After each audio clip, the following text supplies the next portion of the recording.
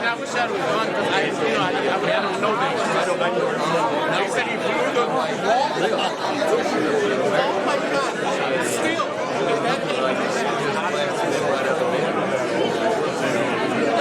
No, I mean, just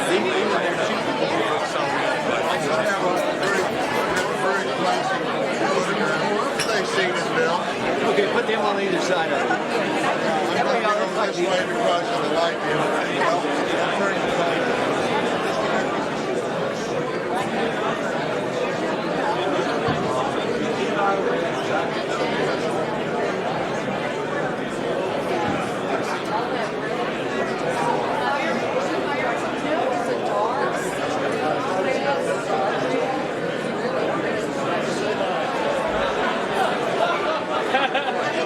I don't know if I want to sit here.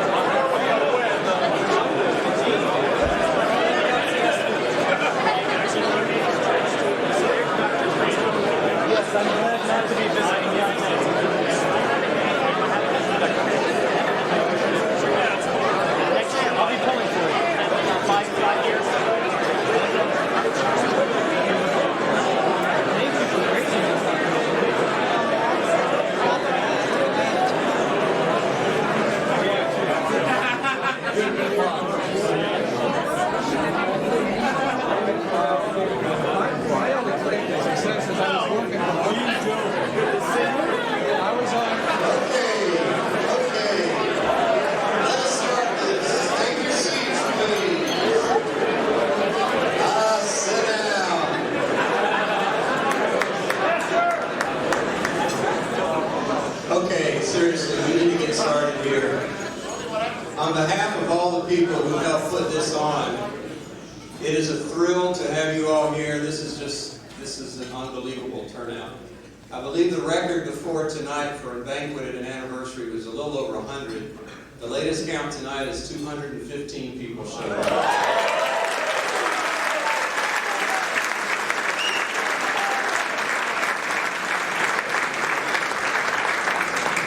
I think moving it from Arby's to the Ritz helped a lot.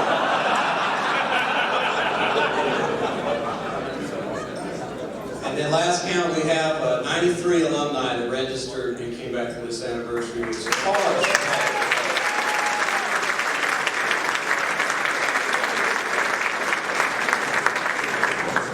There are so many people that did so much to put this event on, and I could go down a long list, and eventually I might do that.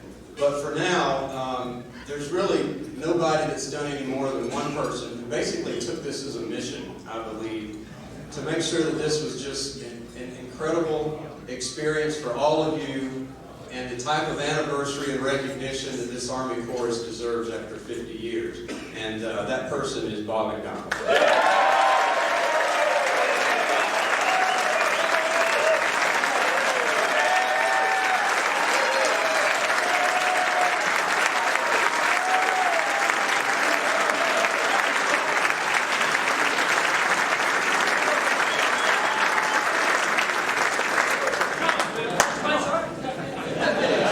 He's living proof that occasionally the apple does fall.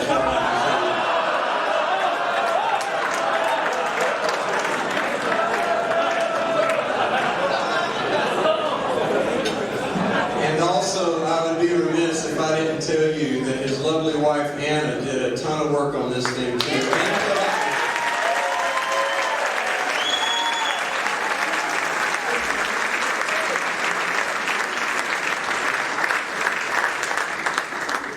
I have a couple of greetings to read to you.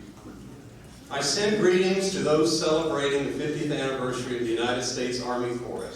Congratulations as you mark this important milestone. For nearly half a century, the men of the Army Chorus have served as a symbol of our nation's rich musical tradition. Their performances have lifted us in times of sorrow and helped us celebrate in times of joy. The Army Chorus has entertained presidents, world leaders, and at events for the State Department and Department of Defense. Whether performing at the White House, the United States Capitol, or on a local stage, the music of the Army Chorus has inspired countless individuals around the world. I commend members of the Army Chorus for your remarkable talent and your commitment to excellence.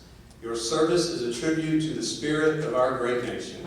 Laura and I send our best wishes for a wonderful anniversary celebration, signed George Bush.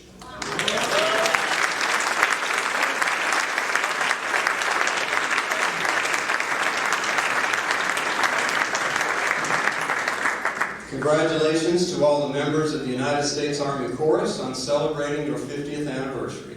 I have enjoyed many Army Chorus's performances over the years and have always been delighted by your beautiful music and impressive artistry, qualities which have allowed you to fittingly represent our talented men and women in uniform and our nation.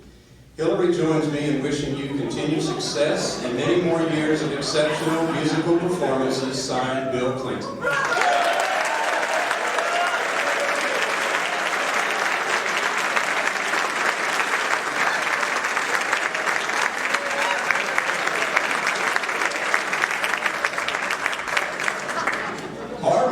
Congratulate the United States Army Chorus on the occasion of its 50th anniversary.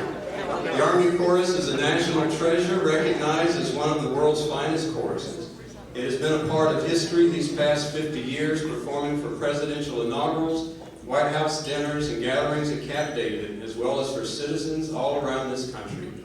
Your performances throughout the years have uplifted countless audiences, and Barbara and I and our entire family have had the pleasure of being among many of those audiences.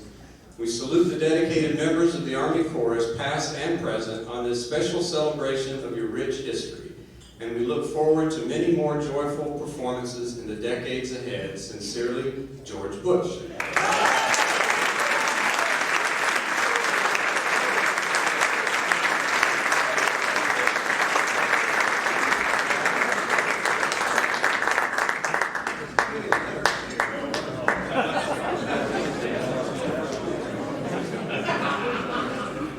Okay, dear friends, I am delighted to send my congratulations to the United States Army Chorus as you celebrate your 50th anniversary. I have such fond memories of the Army Chorus performances during the time my husband and I spent at the White House, and I will be forever grateful for the wonderful music you offered for my husband's memorial service at the Ronald Reagan Presidential Library. As you celebrate your 50th anniversary, I am pleased to congratulate you on your success, and I send my best wishes for many more years of making beautiful music. Sincerely, Nancy Reagan.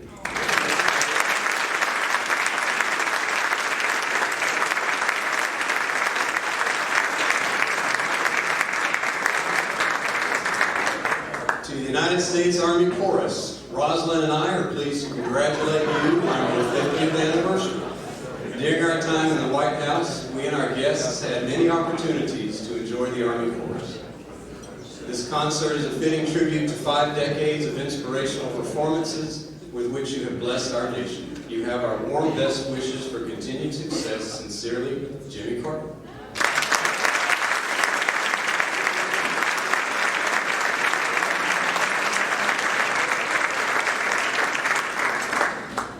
And if you kept up at all, there can only be one left.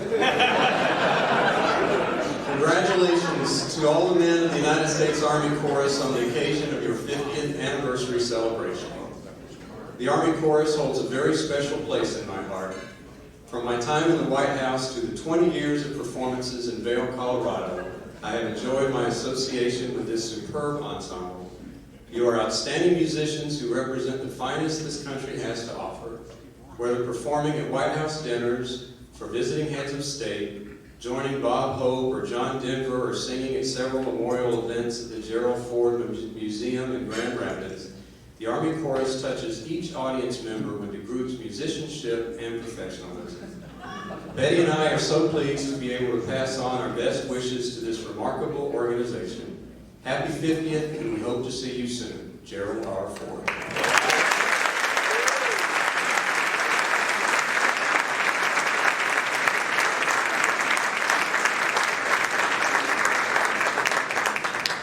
I think on the one hand, it is a remarkable thing that it is not incredibly unusual for us to expect to get these letters from presidents and former presidents, because that's what we do.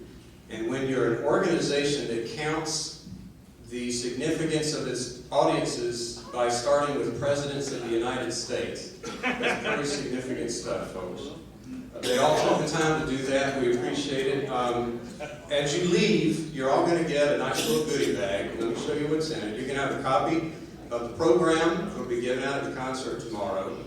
But what you'll get, others don't have, is the insert. It's the copies of all those presidential letters, so that you'll have.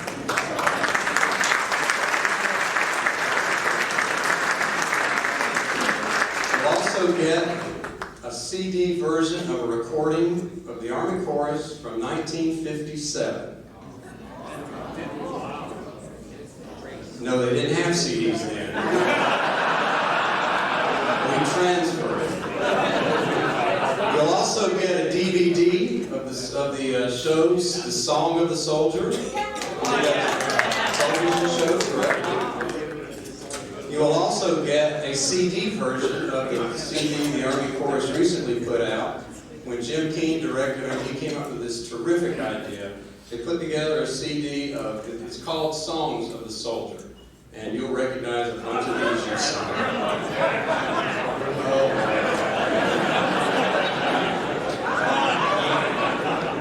You know, why don't we stop the pictures?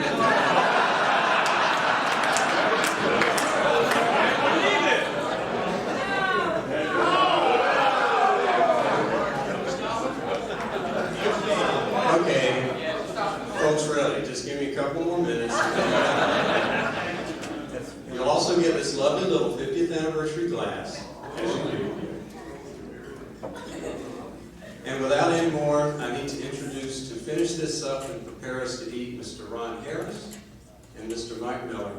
And actually, as they come up, I have to tell you something that Ron said at the chorus. He conducted the chorus yesterday, and when he finished, I hope I get this right, because this was so meaningful.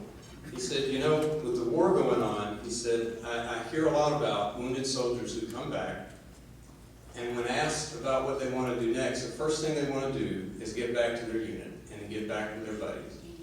And he said, people who've never been in the military really can't understand that.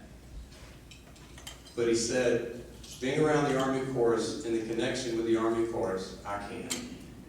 And I think that pretty much says it all. Here you go.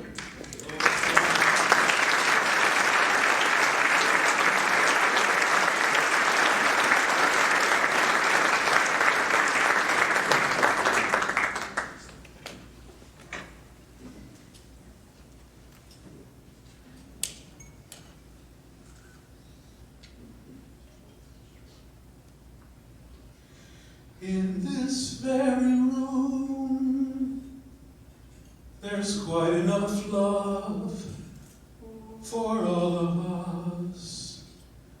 And in this very room, there's quite enough joy for all of us.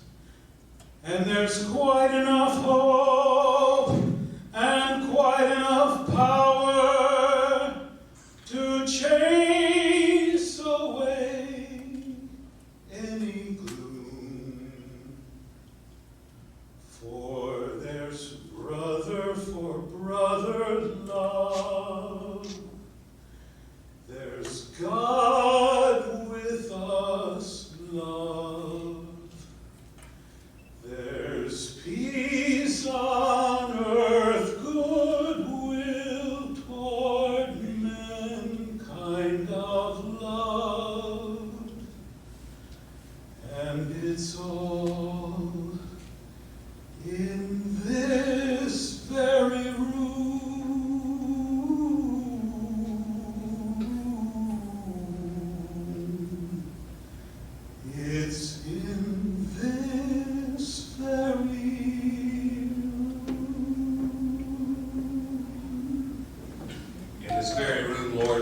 thank you so much that there is a lot of love.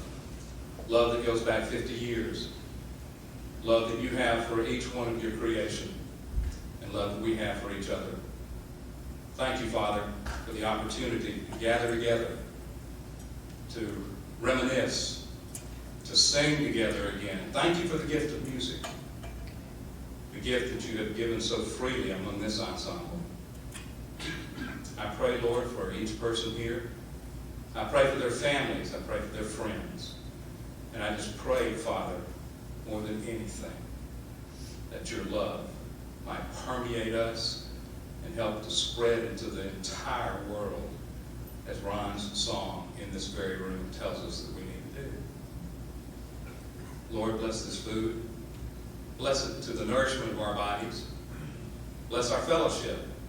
May it be filled with laughter because you gave us that.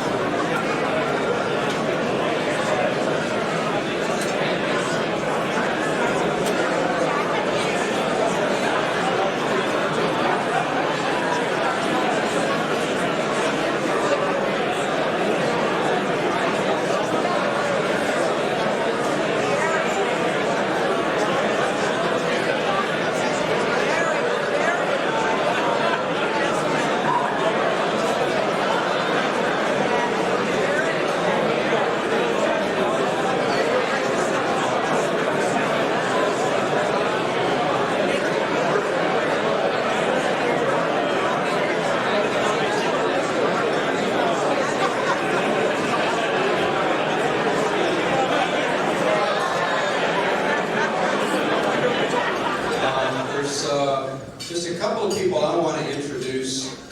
There's one couple in the room that I think a lot of you probably haven't met, but they're rather instrumental to our organization at this day. He's the new leader and commander of the United States Army Band, Colonel Tom Rotondi, and his wife, Kate.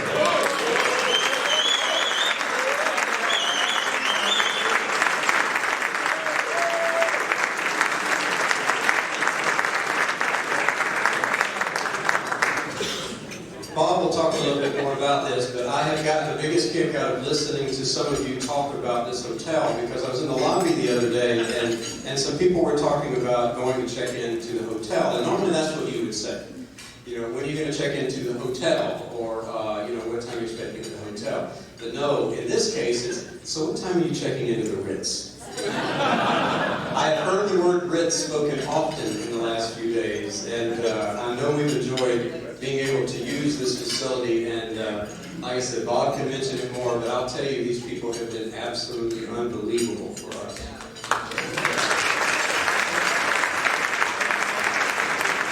There were a few folks that couldn't come, took the time to send a couple of emails. Dan Sullivan, who's in Brookline, Massachusetts right now, he and his wife are not able to come, just wanted to send his regards. Earl Harrigan, same thing, he's very much sorry he couldn't make it. Wanted to send his regards. Carl Eichstein, I'm going to get that right, sorry Carl. Said he apologized for not being able to make it. He said, would you make sure to print this message and pass on my best wishes to Bob and Lynn Demery, Larry and Arlene Pierce, Al and Nancy White, and tell them how much I regret not being able to spend time with them on what sounds like a great weekend. So that's from Carl. He's up in Newport. Roger Nelson. Roger was all set to come, and then unfortunately, well, I'll just read this. I'm very sorry to say I will not be able to participate in the 50th reunion. I've been diagnosed with severe retinal detachment and must undergo eye surgery within the next 2 weeks. The recovery time is about 6, and I'm not allowed to travel. I cannot tell you how much this turn of events breaks my heart. I've been looking forward to seeing Alan Kroll, George Tribuco, Barry Hemphill, Jim Goldman, Jim Gibbs, Spence Hay, Dave Hudson, John Cheek, Gene Tucker, Tom Beveridge, Al Sherman, Don Holt, and all the other guys. Please convey to everyone my disappointment, but my eyesight, never good and always demanding, is paramount now. So that's the Roger. If I could pass along a comment I just heard at the table when we were talking, Marty Katz really wanted to be able to come, and a comment that he shared with Bob McDonald in conversation was, I assume you know who Martin Katz is. Yeah, he's had a fairly good career as a piano player, but still said that he still considered his 3 years with the Army Chorus the best 3 years of his life. So,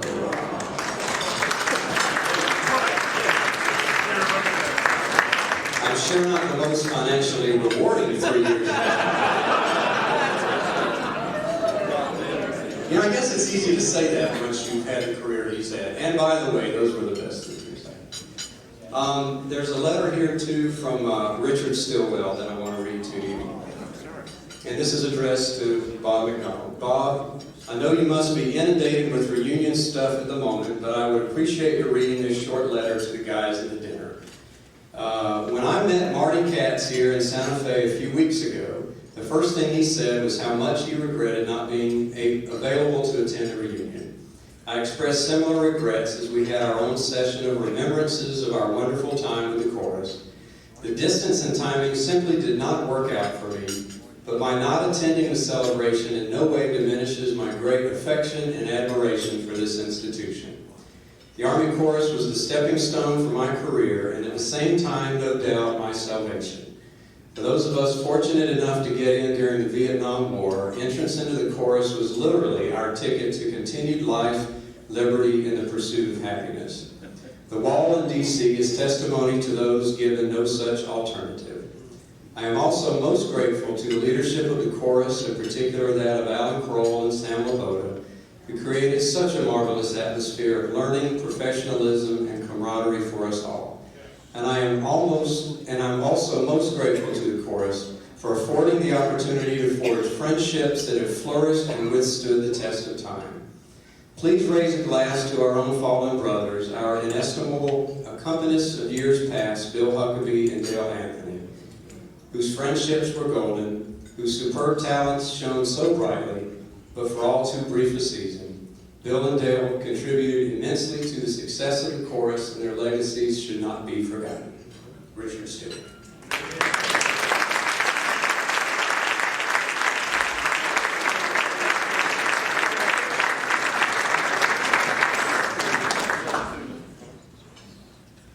Is that everything I'm supposed to do? Okay. Now, I'm going to turn this over. Oh, on your tables you notice some alcoholic beverages in brown containers. I'm going to bring up the people responsible for these because this was a home brew made especially for the Army Chorus. And to tell you more, I'd like to bring up Al Molly and Bob McDonald.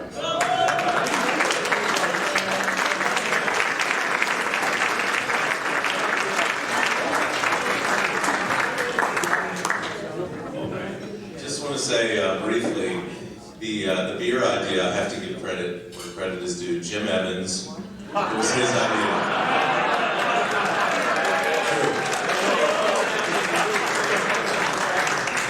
So Jim had this idea, and there's a place in Alexandria where you can go, it's a brewery, and you can go and actually make beer. You decide the recipes, and they oversee you to make sure you don't burn down the building or anything. And so a few of the current chorus got together, and we brewed 3 batches of beer. We brewed an IPA, an India Pale Ale, a oatmeal stout, and a nut brown ale. And each of you there should be enough on your tables that you each get to take one of these home. And but the labels are really the genius part of this deal. The labels were designed by Alec Molly, standing next to me, and I just wanted to let you guys know though that also the beer, we truly did brew the beer, and it is actually pretty good. So we have sampled it, and frequently. But each label actually has a few interesting things on it, and I'm going to turn the mic over to Al to let you all know a little bit more about what's going on in the labels. Evening, everybody. I'm Alec Molly, and just a quick note from the staff of the Ritz Carlton: if you find yourself pushing the button that says "lobby," you're not in the men's room. So just remember that. Mike Ballard was the most nervous of all to let me stand up in front of a microphone since he hired me. Of course, but the bottles that you have in front of you, and some of you have the Stout-Hearted Stout, some of you have the TUSAC Ale, and some of you have the IPS IPA. We were talking about just the fun of brewing a beer and having that be a part of the Army Corps celebration was fun enough. But we thought, what can we do to make this a little extra special? And we talked about what can we put, so that you guys can look at this, maybe put it on a shelf, or whether you're going to, take it home and raise a glass to the Army Corps when you get home. But the individual elements that we put on the bottle that were fun were, and I guess I'll start with the Stout-Hearted Stout, which was the original idea for the whole project. Bob McDonald had said, after Jim Evans had explained the prospect of brewing beer and making it part of the 50th, what would be fun, and Stout-Hearted Stout just jumped right out, and was really the title of the whole project. And again, not everybody has the Stout-Hearted Stout on the table, and all three beers really became the whole project. So not one beer is significant, but they're all kind of fun. But the Stout-Hearted Stout, if for those of you who have the bottle in front of you, the individual elements that we put on the bottle that were important were, again, the colors of the bottle are, all three labels share the same golden color for the Golden 50th. And the Stout-Hearted Stout has the blue and red for our uniforms, and all three bottles have the red color for the military musician. The Stout-Hearted Stout across the entire face of the label has 31 golden rays emanating from the center, which stand for the 28 members of the chorus, the 2 pianists, and the conductor. In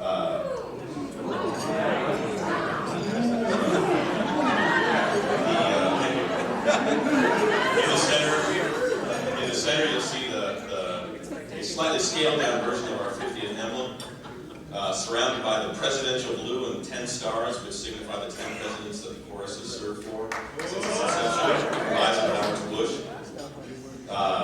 There are 4 ranks on the sides of the label, starting with Staff Sergeant to Sergeant Major. Now, I don't understand that Tech Sergeant was the original rank that we started out with, but the current ranks right now are E6 through E9. And there are 4 ranks, which symbolize the 4 sections of the chorus. And obviously, every member of the Army chorus is 100% dog face. The motto of this beer was, "You who have dreams, if you drink, they will come true."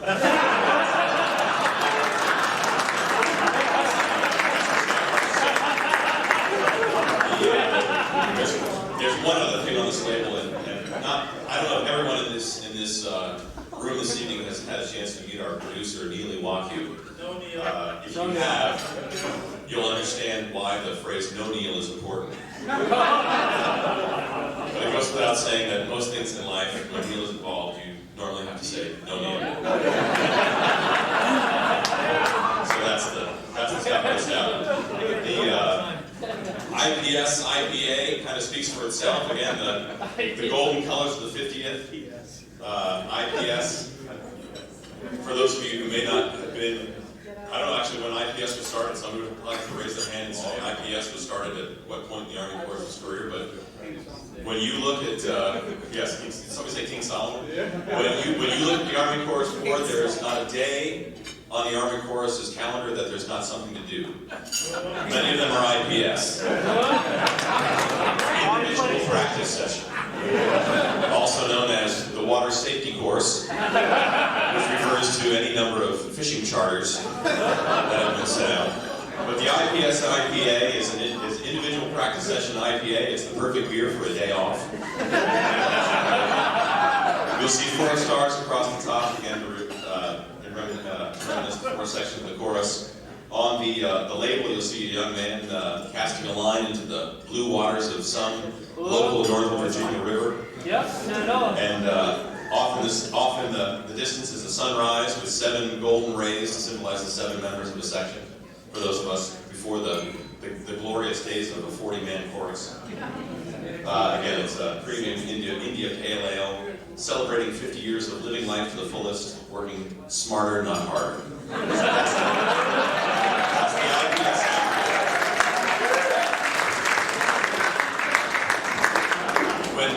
When Bob talked to me about going to brew beers at the Shenandoah Brewing Company, we went and looked at the label, looked at the menu of beers that we had a choice of, and for those of you who know me, as soon as I saw a nut brown ale, Oh, yeah. I had to stop and shake my head and say, okay, I need to be adult about this. But then we came up with the idea of how do we incorporate something that's meaningful with a nut brown ale, and the idea of a TUSAC nut brown ale. TUSAC, TUSAC, the United States Army Chorus, which roughly translated to TUSAC, TWOSACK, which evolved into 2 labels, one of which you see here, which is the PG-13 version,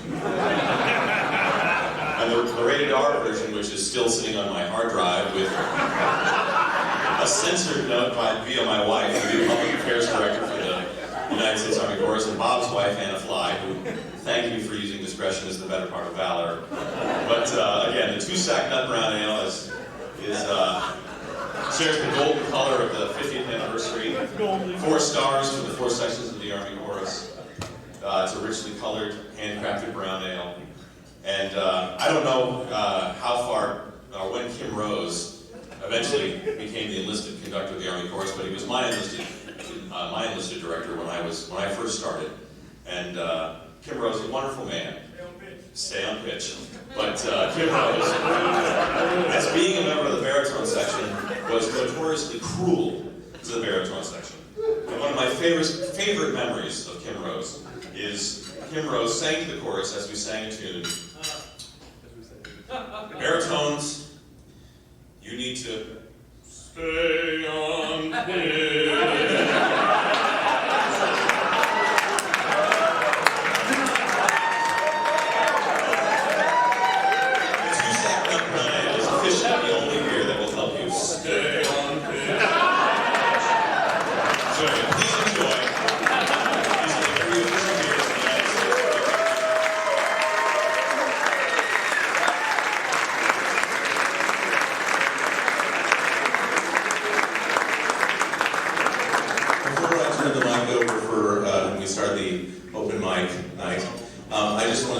Real quick, thanks to everybody who had anything to do with this. There truly was not one member of the current chorus who didn't help out tremendously in this, so I want to thank all the current guys. Really did a great job.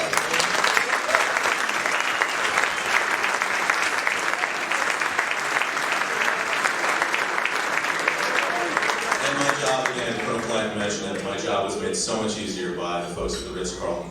Anything I asked for, they said yes and got done, and the extra rooms and everything was just amazing. So it looks like I worked really hard, but really the Ritz Carlton made it a lot easier. So,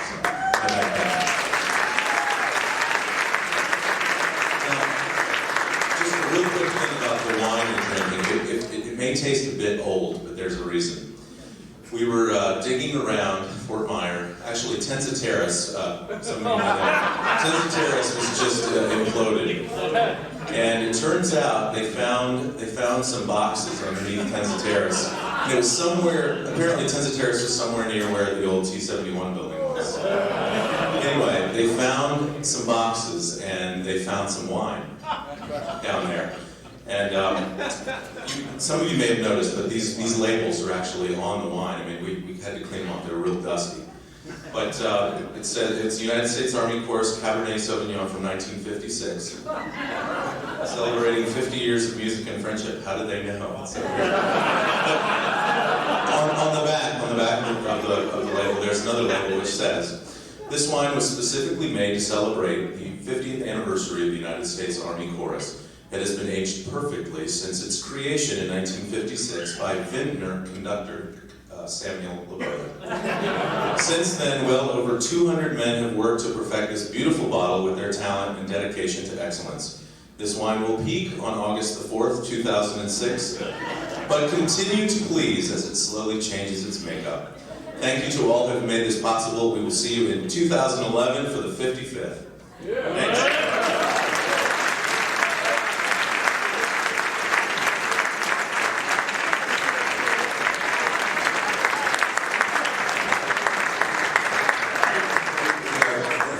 All the funny story starts happening. Okay, some of you, I don't know if you had a chance to see it or not, but there's a plaque over here that has every one of your names on it since 1956 to today. Okay, and that's my gift, our gift to you guys. Okay, it was a privilege for me to serve for 34 and a half years with many of you, but I thought you all could be immortalized.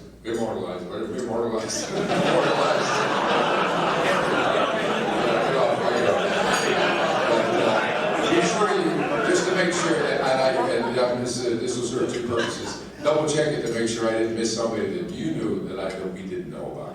But your name should be up there, so I'd say, I'll be a fabulous time. God bless all.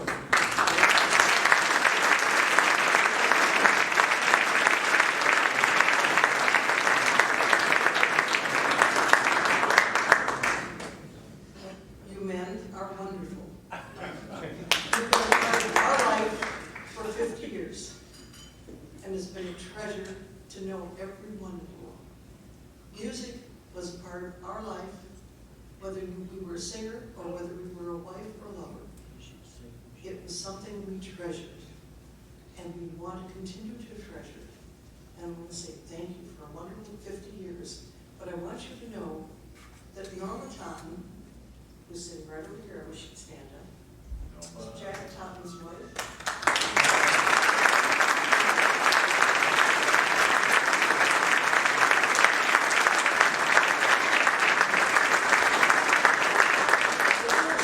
COIC, and she brought her baby son along, Eric.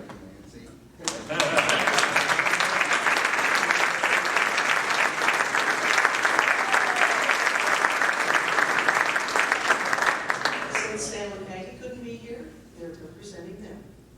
And I want to say thank you for a wonderful time. We've loved every minute of it, and I'm sure you have too. Thank you.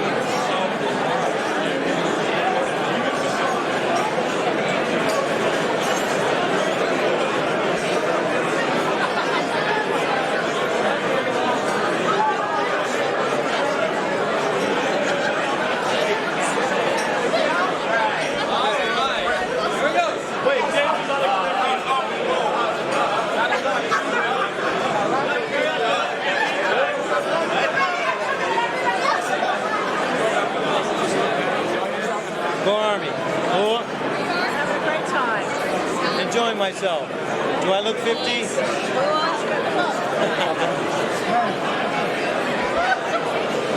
Pablo, piano, eh? Army chorus. Hey, get it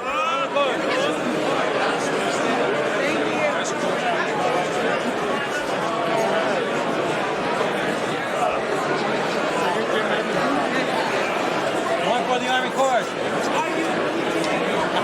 Go Army chorus. Hoo-ah!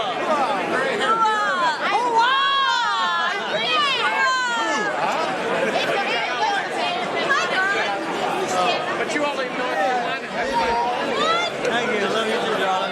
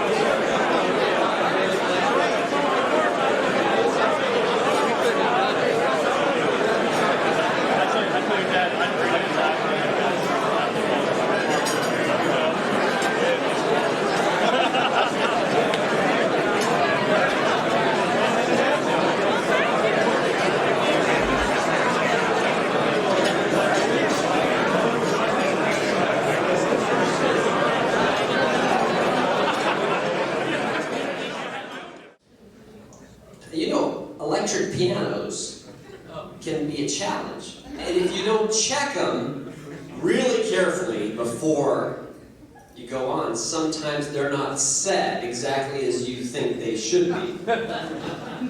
Well, we walk into a situation kind of like this. Everybody who's anybody in the Army staring at us, wondering what we're going to do. Carrie Wilkerson is our announcer. He's right over here. Put a name in the face. Stand up, Carrie. Carrie begins with an absolute, he's the most easygoing guy in the world. He says, "Good evening, ladies and gentlemen. It is a great honor for the United States Army Chorus to be performing for an audience of esteemed." He just goes on, and they're just eating it up, of course, right?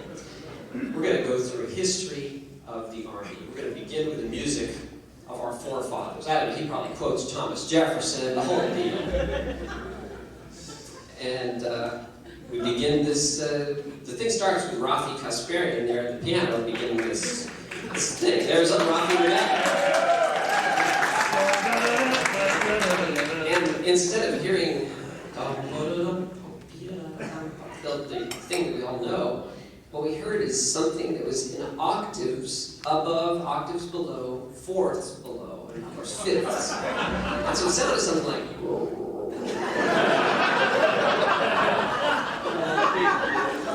Now, a good experienced conductor, or anyone who has any damn sense, is going to stop.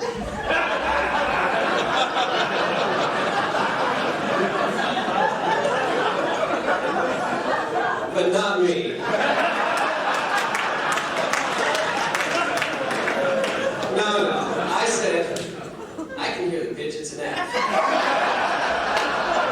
And so I kind of hum it about a mezzo piano. And right before we enter, I'm thinking, oh my God, I don't think they hear it, because normally the chorus is very, showtime, everybody's standing up straight, they know what the heck they're doing. Well, this time they're kind of looking at me with commentators. And what came out was at least 8 keys. Now, since I was a child and going to my first recital, I've never heard anything as bad.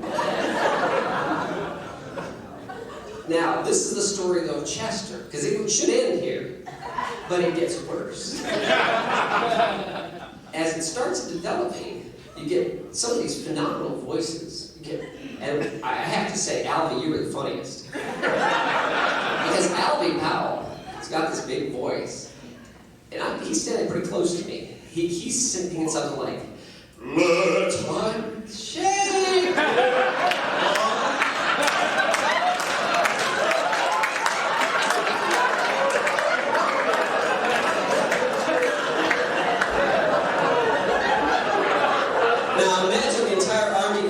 Doing this. And it got worse. Now, luckily, you're saying as a musician, this tune is just, it's A and A. So at the beginning, the end of the first section, for God's sake, stop the pain. Now that's what a smart person would have done, but not me. Because when it broke into 4 parts, I said, damn it, we're going to do this. And so I got this focused energy, and I'm just like, you better sing that track. Here we go. And so at the point where we could have stopped, they all looked at me like, oh God, don't go on. What did I do? We kept going. And instead of hearing 5 or 6 keys, now we heard all 12. And it was loud. Obnoxious. It wasn't like we didn't know what we were doing. It was just this bizarre thing that like Schoenberg never thought of as his wildest dreams. And I thought, we've got to at least sing the last triad. And when we got to the last chord, I held it. And we got louder and louder, and still it was all 12 keys. And we stopped. And you know that sound after this big chord of the Army chorus when we just walked in. And I was frozen, I was petrified. And I'm looking, and each one of the chorus members has the most distraught, freaked out face that you've ever seen in your life. Something kind of like... And I looked my shoulder at the audience, and I'm watching these generals with this kind of perplexed look. And of course, they didn't want to be the first one to see the emperor had no clothes. So they're kind of like, oh. And this kind of scattered applause goes on and stops. And we all look at Kerry because he's about to talk about, who knows what. He walks up to the microphone and he said, westward expansion. And he went on. And the next song was Yellow Ribbon. You never in your life have heard a more on Yellow Ribbon. Because during that time, Rafi Kasparian, in his genius, turned the damn keyboard off and back on and reset back to piano, and we nailed that thing. Like you've never heard in your life. And at the exit, after 5 standing ovations, after 5 in this one little presentation, General Shinseki comes up to me and he goes, damn, the Army chorus, you guys are something else. I was still petrified over Chester. I was permanently injured over that. You notice I didn't stay that long in the chorus after that.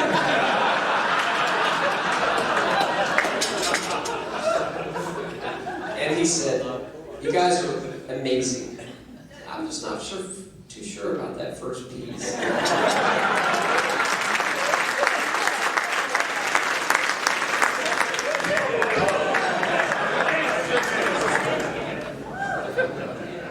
Dearly beloved.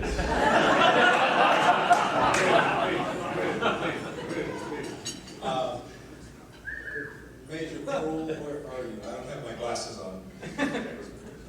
If there is one person in this room that should be blamed for my being here, is Major Kroll. He hired me. However, the reason I'm here, standing here now, is because the mic was empty. I can't resist that.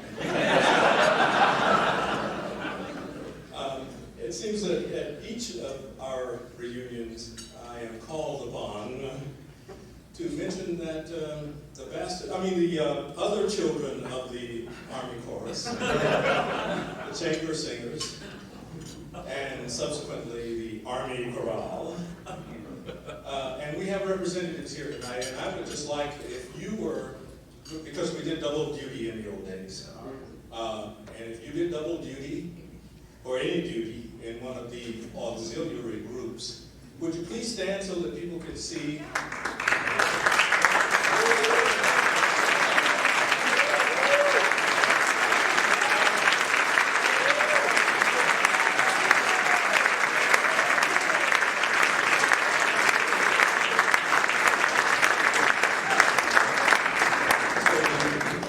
I'd like to thank the chorus for spawning, as it were, the chamber singers and the Army Chorale. And it's so wonderful to see a lot of you here tonight that we haven't seen for a long time. And to last night's concert, I think everybody will attest to, was just fabulous. It was so great to hear some of the people that I've never heard of before.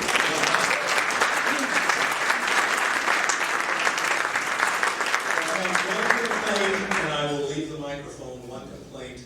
Bob has said how great the Ritz people have been. And I have a complaint. My room overlooks all of the mall and all of downtown Washington. And I see it every day. So I don't know.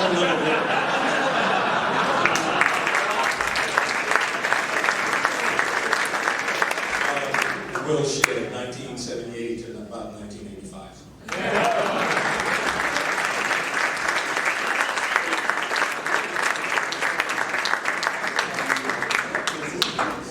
Who's that?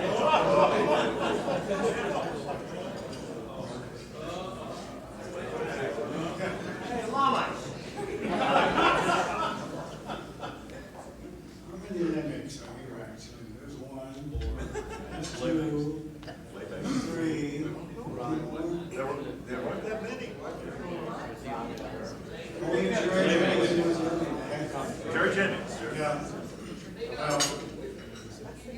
I'm here about sort of, it's really sort of a sad event that took place 5 years ago. There was a story that was told that turned out to be incorrect. I just wanted to correct the story. It had to do with a trip that we took up to Vermont. And I think Bill Powers and Mike Miller and I, we had to share this room. And of course, we had been to the party earlier at Lakota's quarters, and we were properly, pleasantly inebriated. And I think it had to do with fighting for who was going to get the spare bed so they didn't have to sleep with Mike. So I think Bill and I, we had a little wrestling match that Bill lost. And somehow we all went to sleep. And I woke up in the morning and I saw Bill laying on the floor with his head near the big trash can. And I just called to Mike and I said, I woke him up, I said, look, and there's Bill on the floor there, and we got him up, and he seemed to be okay, actually. And there was no mess anywhere, so that was kind of a mystery. But I just wanted to get that story straight because it had been twisted around 5 years ago. And I kind of felt badly about that. The other thing I would like to say is that it is just so damn wonderful to be here with everybody. All the new guys and all the old guys. And, I mean, I don't know how it is for the rest of you, but it's been a real emotional trip for me. And God, I hope I can make it 5 years from now. God bless you all.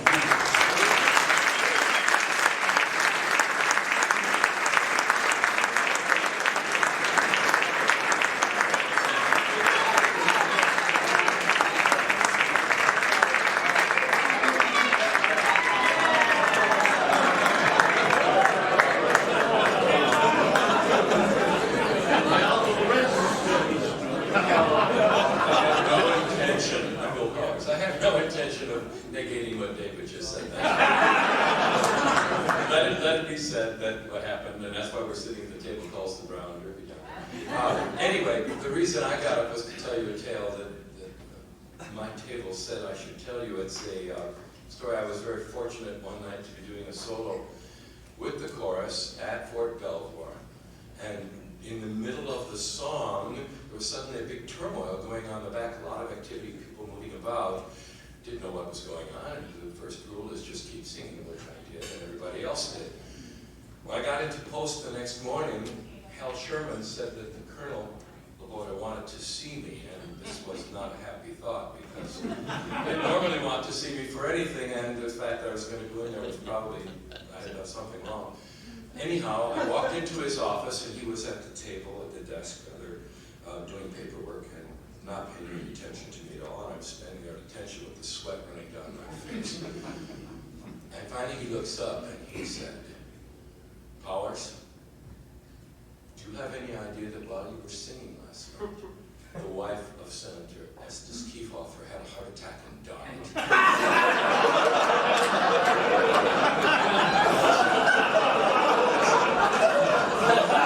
No, sir, I had absolutely no idea.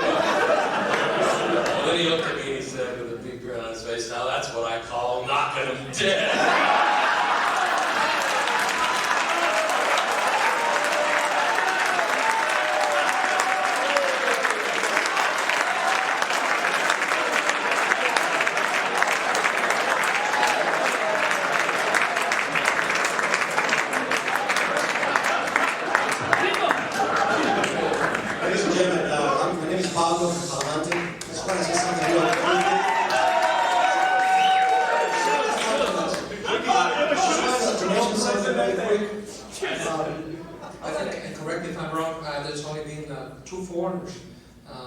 You and myself who have ever joined this organization, is that correct? No. So I wanted to thank you on behalf of you and myself. We couldn't be here with you. I wanted to express not only an immense gratitude and an honor for being a part of the country, a part of this wonderful group, this family. Now that we all raise our kids together and we spend time with each other, and I heard fantastic alumni talk about how we grew together, we buried our own, and we had our own kids and everything, and we stayed together. So I want to thank you from the bottom of my heart to all the officers and non-commissioned officers. Thank you, sir.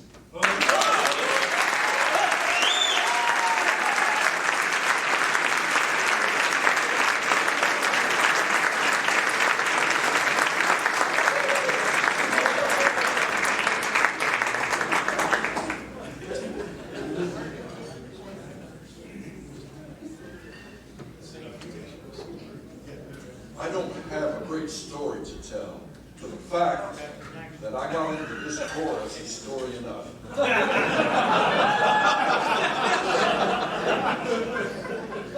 Maybe the motor was short on bases, I don't know. But anyway, it was fabulous. I heard some of the greatest voices that I had heard up to that point, at least in person. George Shirley's audition.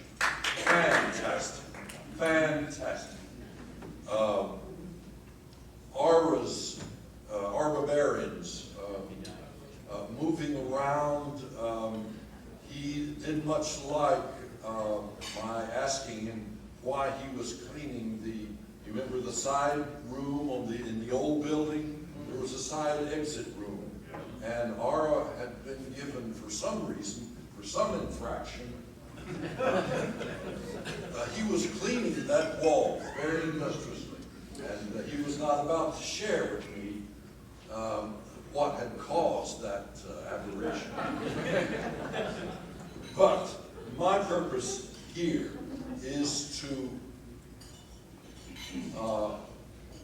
hopefully remind the powers that be of our Bavarian and Peter Elvins, two of our original bass section, who have passed away this past couple of years. Peter in April 2 years ago, Ara last winter. I had a particular connection with both of those guys. Ara is the only member of this chorus that I sang with in opera productions. One in Lincoln Center, one in San Antonio, Texas. A Meister singer there, he sang Bogner. If you know the opera, it's a big bass roll, not a whole lot except the aria. But Ara sang that like gangbusters. I had never heard him sing like that. And he just sang the work, the music, the art. He sang it right out of that. I didn't have a whole lot of close relationship with Peter Elvins until I met him in Milan, Italy, where he was studying and where I was studying. Peter had successfully graduated magna cum laude from Harvard University in English. He had also pretty well hidden the fact that he had married in the middle of 1957, and I at least had no knowledge of that either. But Peter was all graciousness when I ran into him in Milan, Italy. He took me to his home. I got to meet Anna Gabrielli, his wife, also a singer. Peter took me to his voice lesson with Gina Cigna, who was a great lyrical spinto, great Tosca. Some of you will remember. I got to meet Peter's kids and get closer to him than I had ever been in the Army Chorus. So I think we can all take some degree of hope that we will continue to grow. That's my hope at least, that we grow in person, if possible grow in voice, abilities to make our way in this world. But I would beg you, please, whoever is in charge of that Sunday memorial, please don't forget Ara, and please don't forget Peter. Two great basses from our first chorus.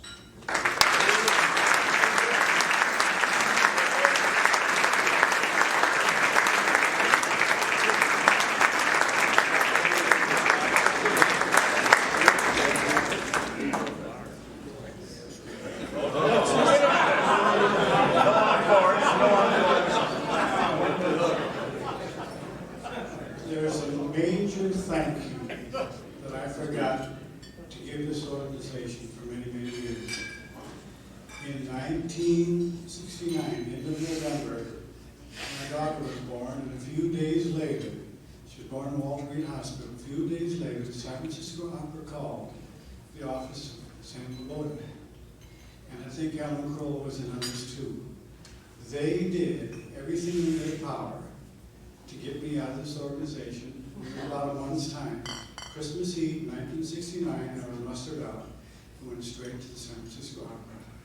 Started my life as an opera singer, and I just want to say thank you very much, Alan, and Sam, wherever you are, and whoever else had anything to do with that. Thank you.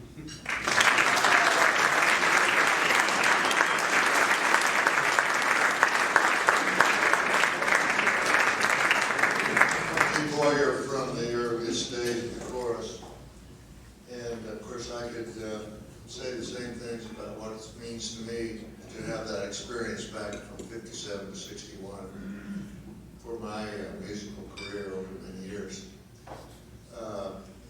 Some of us were commenting in the past couple of days about how we wish the chorus could be shared by a wider audience of the United States, at least.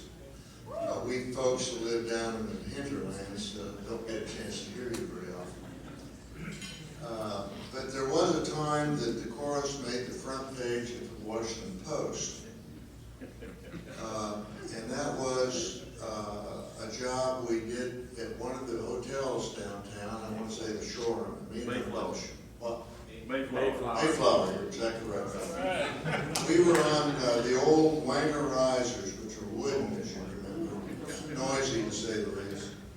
And there were maybe 3 sections, and we had 3 rows, so there were probably 25 of us or so on there. And we were coming to the end of our 20-30-minute recital. And as you know, when you're ready to hit that high B natural tenors, your feet sort of push down. We baritones up there on B's and F's, same thing. So all of us, that last breath before the last note, pushed down on those risers, and my section on the left end collapsed. And they were sort of singing. And the next morning, it was on the front page of the Washington Post.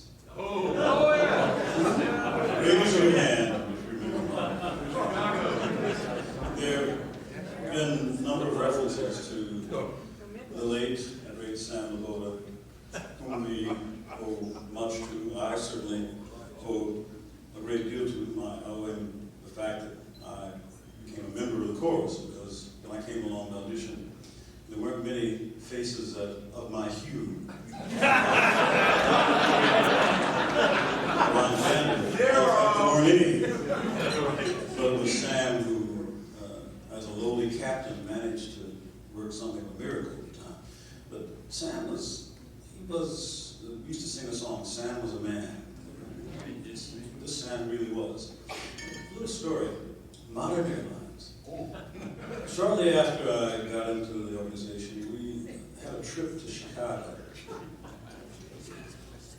for to sing an affair with the Secretary of the Army, Lou Brucker. And the chorus had always, up until this point, flown scheduled airlines.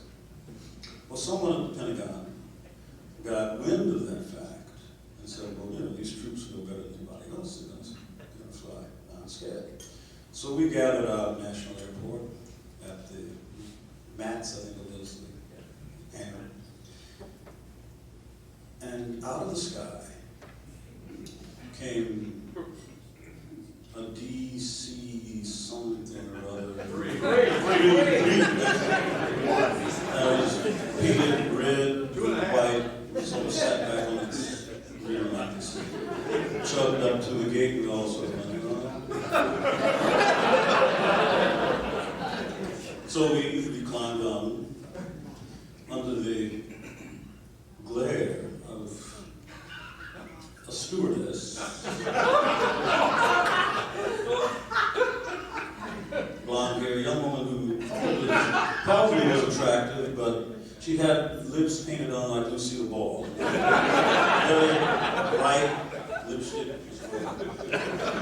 She did not appear to be happy to see us. So we got on, we were snazzy in our OD, distinctive uniforms. And the pilots, really snazzy looking guys, black leather caps, and black leather jackets, and black boots. So we took off, and we ran into the worst storm I have ever in my entire life flown through. We were up and we were down and all over the place. And so naturally, the call of nature of some of the fellas, they became queasy. And they reached for the bags. The bags were full.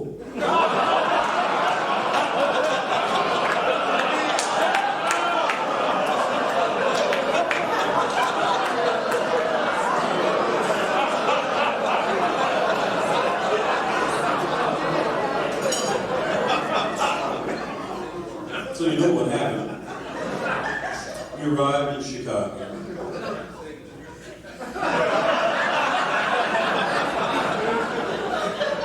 The only distinctive uniforms were distinct. More than one way. And Captain Laboda was furious. Absolutely furious. Now, some of the guys decided they were not flying back to Chicago on modern airlines. And they bought tickets.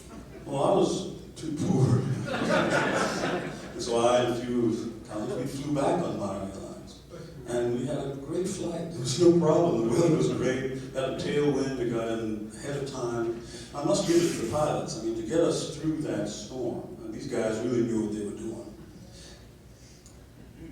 That was the last time that the United States Army Corps ever flew a non-skid airline. Now, how a lowly captain was able to work that at the Pentagon, you'll never know, but it was sort of the story of Captain Sam the Man's life and his legacy. One other little story, sort of the opposite end of this. We had an engagement in one of the hotels downtown, and our announcer at the time was a fellow named Bill Trump. Well, I know. Well, Bill, he's got a very quick mind and very funny guy. And we were singing along. This was before an audience was high brass. And the concert was really going well, And so Bill, we got to a selection from Porgy and Bess. And Bill was in high gear, and we were in high gear, and so Sam was standing there. And Bill said, "And now, ladies and gentlemen, We're going to sing for you a song about a man who had piles of trouble. Oh, I can't sit down.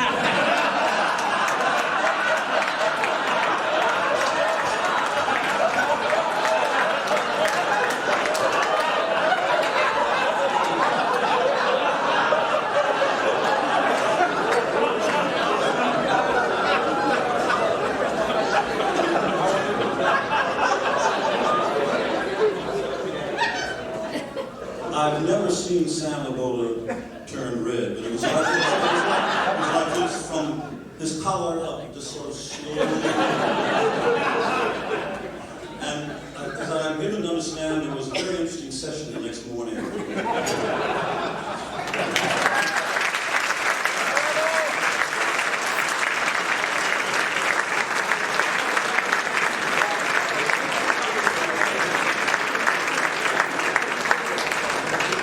Bill is on his way to defend that, but I have to refute something that George said, because we had a few bad flights after that. Sam was very political, as I know you know, and he knew the right strings to pull, and one of the strings that he wanted to pull was to tour the Third Army. Remember all those posts that we went to, the Third Army? Well, our first stop on the first trip was Fort Campbell, Kentucky. And we went to Fort Belvoir, to load onto Army fixed-wing aircraft, which in those days were Caribous. Two engine things that would take off just like that. Except they wouldn't take off if they had ice on the wings.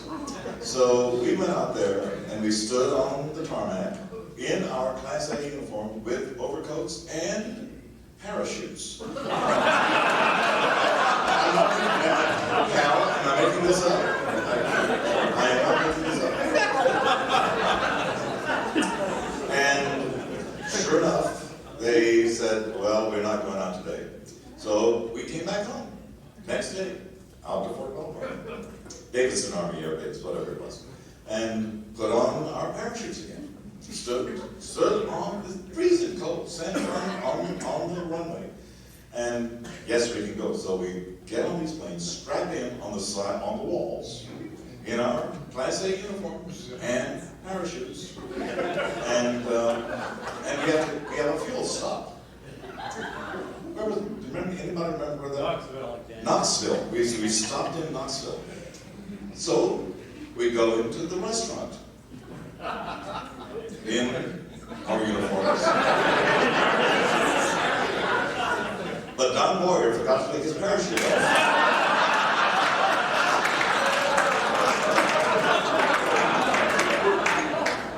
Sorry, Don, but it's true. We're sitting in the restaurant. I don't know what they thought, but here was this. These weren't, I mean, we were really, and it was cold. It's what Class A uniforms. We also had our overcoats on, so you can imagine a parachute strapped with an overcoat. It was really fun. I just had to say that, George, because we did have some bad flights after that. Not to mention the time that Steve Lawrence threw up all over.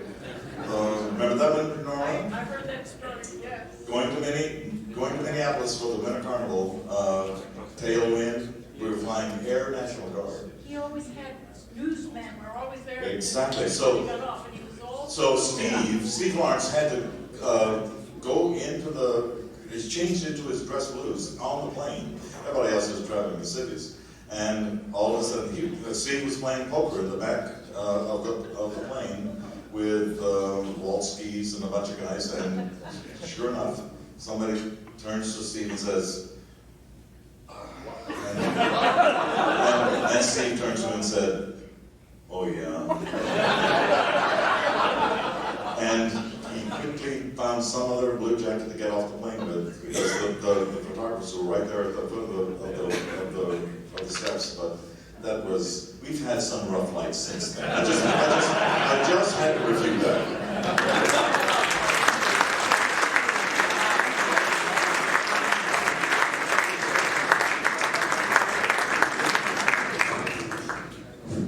Actually, it was more than when I was 12. men's room is in another building. If you want to use the men's room, it's down the hall and take the elevator in the cab. Alan Coral's voice is getting even deeper. But he mentioned Steve Lawrence. I was the guy that cleaned up after Steve. For 20 years I cleaned up after Chris Core, still kind of working. Those of you that don't know who he is, congratulations.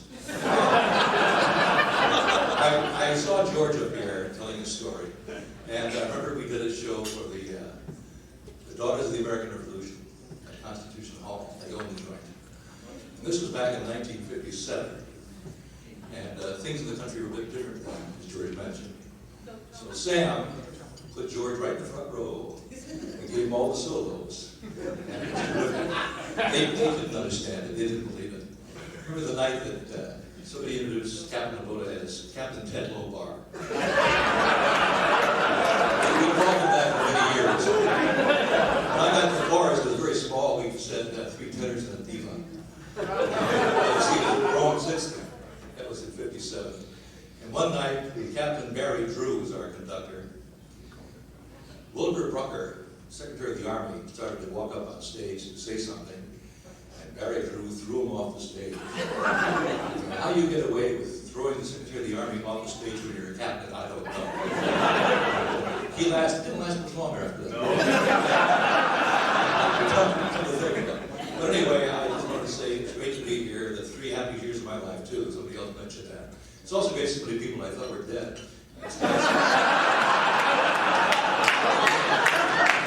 Including myself.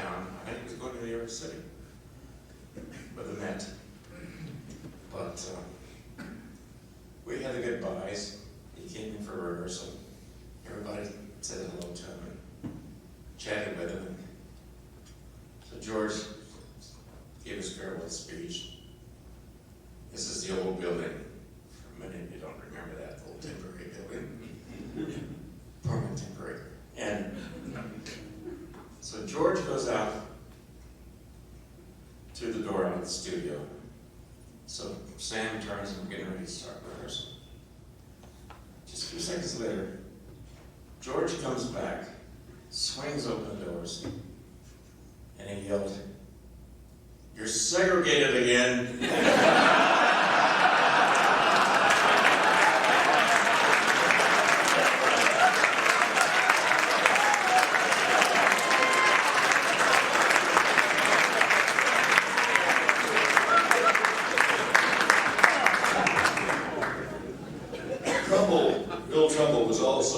as having introduced stout-hearted men as coming from the Frimmel pen of Rudolph Fertile.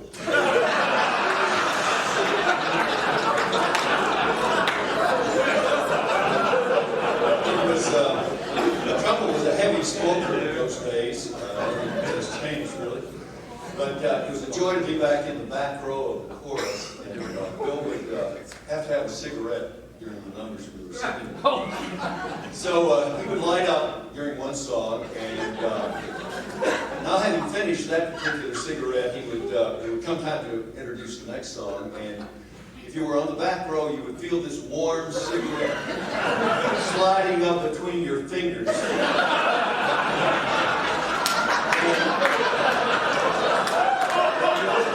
didn't know which end was hot.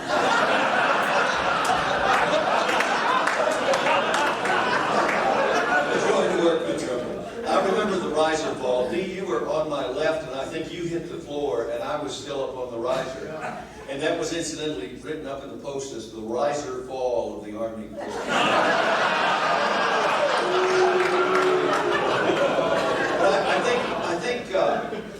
I think when I think of the Army Chorus, though, I think of one great tale in Indianapolis. We had been a long day, and we'd been rehearsing for a ball that we were singing for prior to the race. And we had not been fed, and about half of us on the bus returning to the motel decided to stop at what looked like to be the only little Italian restaurant still open in Indianapolis. And we went into this little place and ordered food, and should preface this by saying we had been through an era of recording happy birthday for every cotton picking general. We would come in once a month, and we had this elaborate four-part arrangement of happy birthday, and we would go right through happy birthday, General Jones, General Smith, General, recording 20 and 30 a month, you know. So we had a good version of happy birthday with an eight-part chord on the end, you know, that just knocked your socks off. So we're in this restaurant, and the guy's playing the piano, and he's doing a pitiful job. And he's taking requests. And so he's taking requests, and we're just barely abiding it, you know. And so he gets this one thing. He says, "Well, since I see here it's Irene's birthday, let's everybody sing Happy Birthday, Irene." Well, we kind of did one of those at each other and just sort of took it away from him. And we did a happy birthday that just pinned Irene to the wall.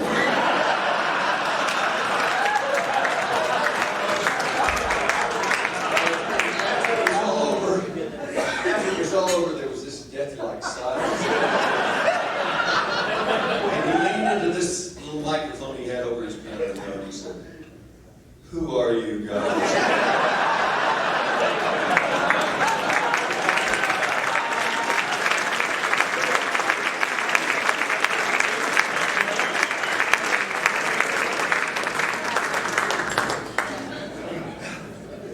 Me to come up here to do this. So he thought it would be nice for an arranger to say something. I am not easily offended. However, my table is named for a proctologist. Army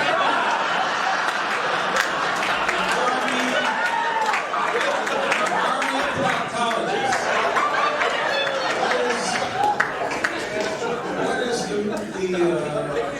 Implication here. The very next table is named after Mr. Brucker, who was the building is named after. I get one table away, the proctologist. I don't get that. Okay, my arranging experience was actually the title of my talk is Weird Army Ways. I'm sure you've all been experienced with this. The Army works very strangely sometimes. And I had two experiences, and the second one I'll tell as a cautionary tale.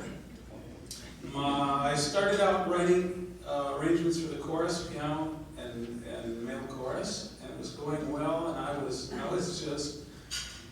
just jumping in there. I volunteered. And one of my arrangements became popular, music to watch girls by. And one day, Alan Kroll's said that we were going to do a job where the Colonel wanted me to arrange it for the band to accompany us, not the piano. And would I please arrange it for the band? And I said, I've never written for a band. And so he went and got Lonnie Wilfong, and Lonnie took me off and said, this is going to be quite simple. There's nothing to it. And he took me in the library, and he pulled out score paper, and he said, just fill this out.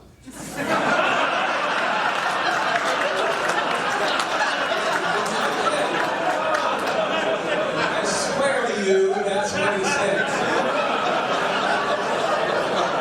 Fill this out. Well, I looked at it, and this is for concert band. I've never written for any instrumental ensemble. All the names of the instruments were on the side. That was helpful. But there were so many of them. Concert band has, it's overkill really is what it is. You have flutes, you have trumpets and cornets. What's that about? You have clarinets in B flat, clarinets in A, just a half step different. What's that about? You have trombones, they're nice, and you have baritone horns, practically the same thing, but with buttons. And on and on and on, until you've got this huge long list of instruments. And I have never written a thing. But he was very serious, fill it in. And so I took it home to our no-bedroom apartment, and that's true. And there was no place to put this long score paper down. So I put it on the bed, and I could also put it on the piano, even though the end of it hanging down like that. And I determined after a little experimenting that if I really worked hard on this, I could do 4 measures a day. And towards the end, I was doing 5.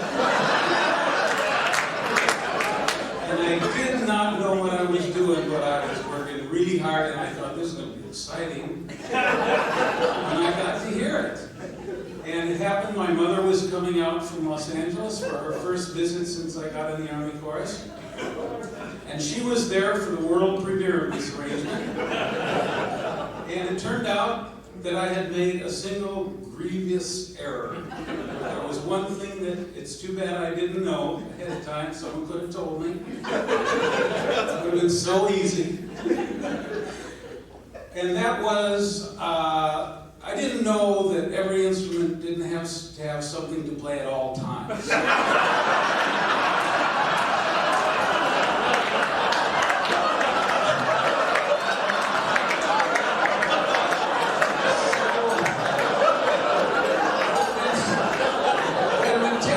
So long is that every instrument was playing in every measure. And those are a lot of instruments. And a lot of them are Javisi and make fill out the chords. So my mom came along to the band building, A71, an old building, to hear the premiere of my piece. And Colonel Sam conducted it. And it was so loud that heavy door that goes in there partly blew open. Someone just parked away and came back in. And I thought it sounded so great. I was deliriously happy. It really sounded fantastic to me until I heard the recording, at which time I realized it sounded like a huge accordion. Because of those clarinets and all those reeds, all playing constantly. And it didn't sound so good to me at that point, and finally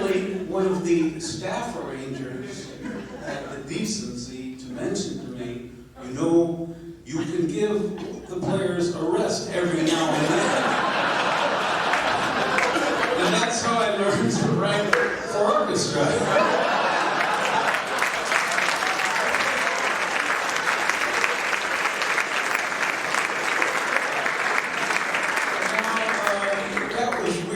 To do it that way, he could have been so much kinder. But of course, I would have been afraid to get started, so maybe this was the right thing to do. The other tale I have to tell about weird Army ways, and I don't understand it to this day, and very few people know about this, but it was Colonel Sam that talked me into leaving the Army Chorus. He didn't realize it, but I came out of my re-enlistment interview deciding I've got to get out. I was so conflicted about staying in, getting out, staying in, getting out. I was miserable. I was miserable for at least 2 years after I got out about getting out. I had nightmares, endless nightmares. I dreamt I was back in. How did I get back in? Over and over, I dreamt I was back in. And so anyhow, getting out was very traumatic for me. And it became a decision when I had my re-enlistment talk with Colonel Sam. I have to preface it by saying my life in the Army Chorus was beautiful, wonderful. It was the best years of my life. I was a newlywed, and my life in the Army Chorus was to come in and rehearse for a couple of hours. That was fun. Go back out, drive my red top cab for a while, make some extra money. That was fun. That was really fun. And then at night I would write arrangements, anything I wanted, until they started giving me assignments. I could just pick a song and arrange it. That was fun. We'd do jobs at night. That was fun. We'd travel. But our relatives were in Los Angeles, and I just thought the right thing to do was be back with your family. So I was dealing with it. Do I get out? Do I stay in? Then I had my re-enlistment talk with Colonel Sam, and he said, "You're doing very well here, and if you play your cards right, I can see a time in the near future where you could be head of the library staff." That means you could come in at 8 in the morning and stay till 5 at night and just be stuck in there all day and go for Chinese food with Lonnie Wilfong.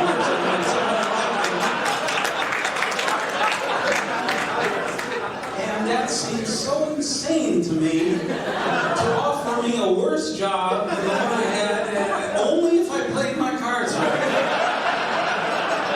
So, if this still goes on, the re-enlistment talk, that probably still goes on, I would hope you would learn from my lesson and don't offer a worse job than the guy if he re-enlists. If he has the good sense to re-enlist, which I, at this point, think is a very good idea.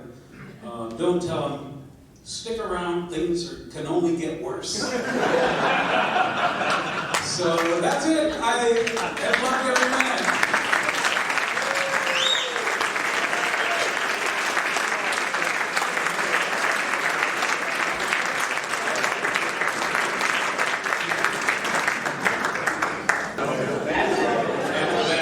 After that, I've got 3 words to say. Good night. Speaking of birthdays, Bill Fox, I seem to remember one when we were out in Dallas, and we had, I'm not even sure if it was ACDA then or what it was, but after one of the concerts, or before one of the concerts, we took a ride out to a place called the Gray Moss Inn. A bunch of us did. And they had a group of waiters that would sing happy birthday to the people. And they were so bad, they made, well, they were bad. And so finally, this one lady or something had raised her hand, and the waiters came over there to sing happy birthday. So I forgot how many there were of us, probably about 20. And we started singing happy birthday. And the waiters were going like that. When we got through, this other woman comes from the other side of the restaurant. "It's not my birthday, but would you sing for me too?"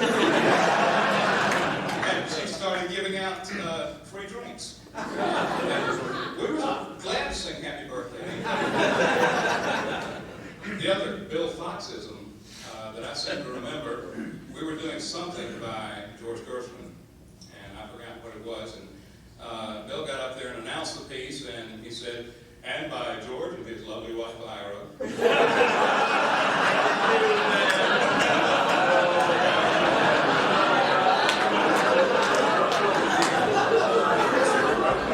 the best Bill Foxism of all is Night of the Miracle. And he comes up as the king, and you know, it had this wonderful cigar box that I guess you probably the one that decorated it. Well, Bill redecorated it by putting a hole down in the bottom of it. And he'd go up and he's singing his bit to Mary sitting there, and I've forgotten who the Mary was, the first one, but anyway, he'd go up there and he kneels down and he starts singing the thing from We Three Kings, and he opens up the box to supposedly see the gold, and he's got his thumb there with a happy face. And Mary's...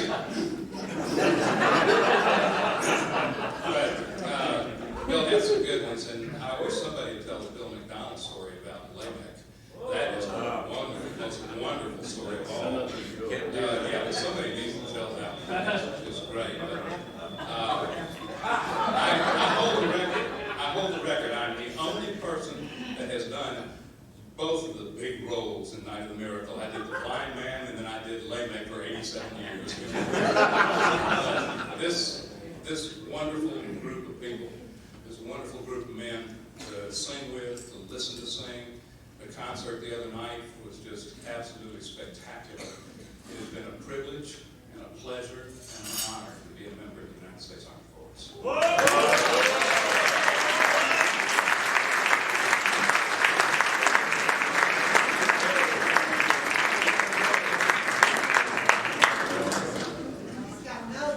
We were at the bicentennial time, and we were at Gala, and we were having to march in beside all the Scottish people, you know, the brilliant image they looked like. And Major Crowell was not happy because we weren't swinging our arms far enough. And he said, "You must swing arms both forward and back. Don't you realize it helps you to walk?"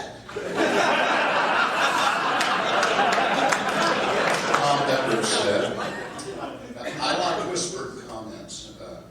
Tom's whispered comments was, it's a wonder we didn't all fall down.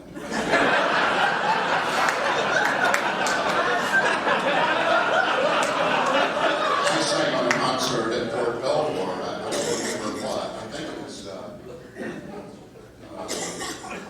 Tenderly Something Some Song. And Bill Fox said, it's quite a voice for a boy from Pensacola, Florida. Tom said, can you imagine that voice if it were from New York City? I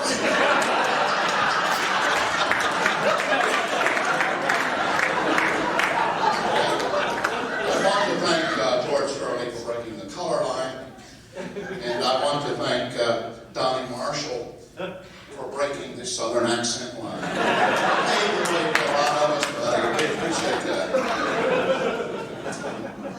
Quick comment. You know, you recognize that the United States Army Band uniform, the buttons on it, represent the musical scale. And every time that was said, Dave Kite, who could not be here, would go, "Lady of Spain."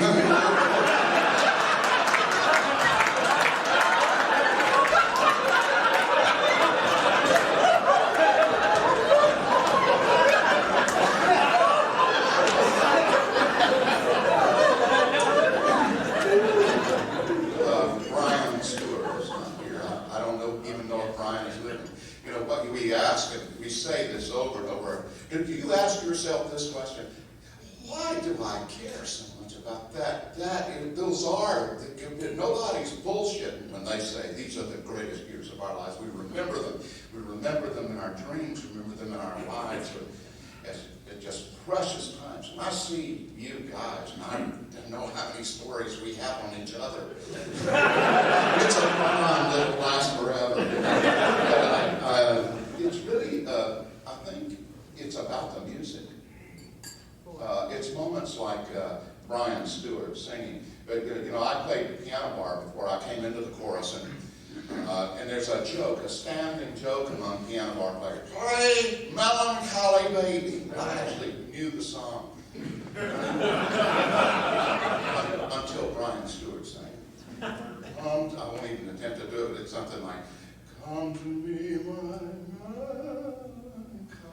and it's not a dry eye in the house. I mean, it is simply breathtaking. Hugh Edgerton, the first time that Hugh's not here. I'm picking on the guys that couldn't be here. The memories, I guess, but Hugh was a trumpet. We called him the voice because Hugh would always, every time, we call him Huge, and Huge was 6'4" and just a fantastic bass voice, and every time he would see you, he'd look at you and say, how's the voice? Then one day we were sitting in T71 and he sang some enchanted evening, and at the end of it, now this is just a huge 32-foot Borden pipe, just, I mean, and he hit that note at the top with all that sound, all that bass sound, but all that pianissimo.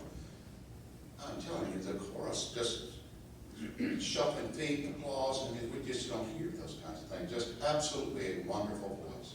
I'd like to mention last Jerry Howell, who's not here because he's deceased.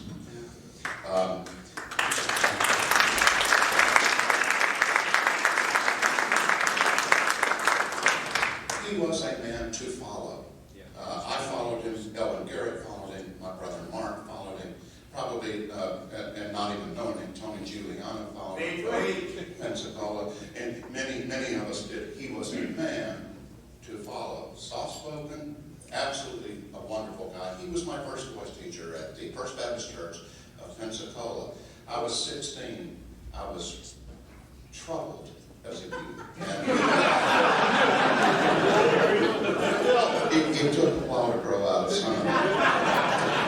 One Easter Sunday, he decided that the adult choir was just not doing it well enough, and he canceled their singing and had the youth choir at First Baptist Church in Pensacola sing Christ Lag and Totus Bonding. I am not kidding. Now, I will not say that that performance was perfect. There were some rough moments in that. But then at the end of that day, I will never forget this Easter Sunday. I was a junior in high school, and I had already started to learn to play piano. Jerry played piano. You may not have known that, but he would play these big, what he called ruptured 13th chords. And he's playing all that one time, and it was about 10:15. I realized, yeah, he looks tired. Even I was tired at 16. I started to leave. I turned to him and I said, Jerry, I just appreciate it so much. And my heart was full, really. I mean, but from the full day of it, I said, I just appreciate it. Thanks for all the extra time. Thanks for, he says, this is my meat. And I got up and sang some nonsense, I don't know, on the street where he lived or something, you know. And then Corky sang. It's about 1972. And Charles started dropping. And then Brian Stewart, I think he sang My Way. Yeah. Just brought the house down. And Marty was beginning to understand why I went back in the Army. And then John Cheek got up and sang Old Man River.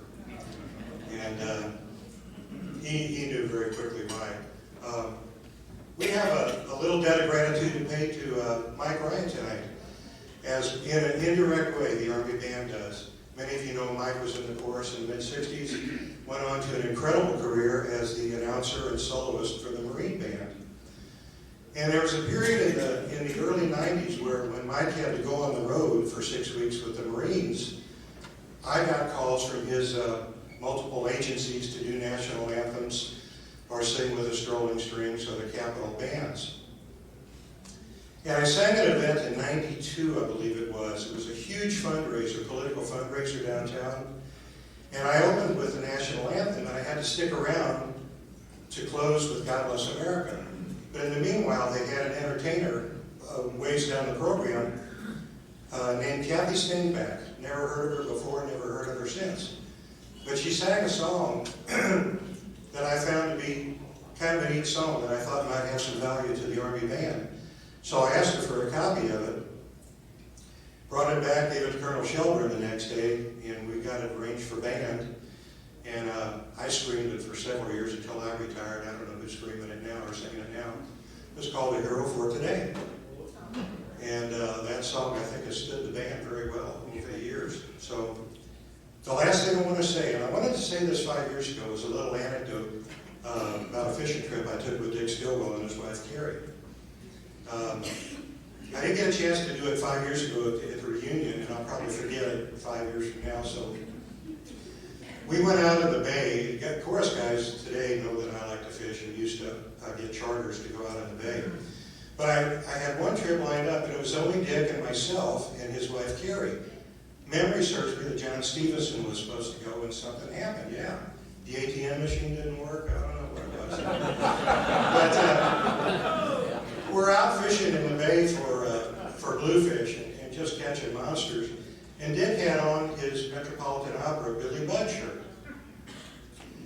And the captain of the boat, after a while, I got tired of catching fish. I went back in under the area there, and Dick and Carrie were still fishing out the back. And the captain said to me, what does that fellow do out there? And I said, well, he sings with the Metropolitan Opera, and he's had quite a career there. The T-shirt is from an opera that he was singing, Billy Budd. And the guy got really serious, and he said, you know, you wouldn't think of it in this profession, but I love opera. He said, none of my friends know that, but there's nothing I like more. When I finish a day of guiding people out on the bay, I love to go home and put on an opera and just listen to it. Impressed the heck out of me. He said, you know what my favorite opera is? I'm thinking, I don't know, Boyan, Otello, what? I said, what? He said, Camelot.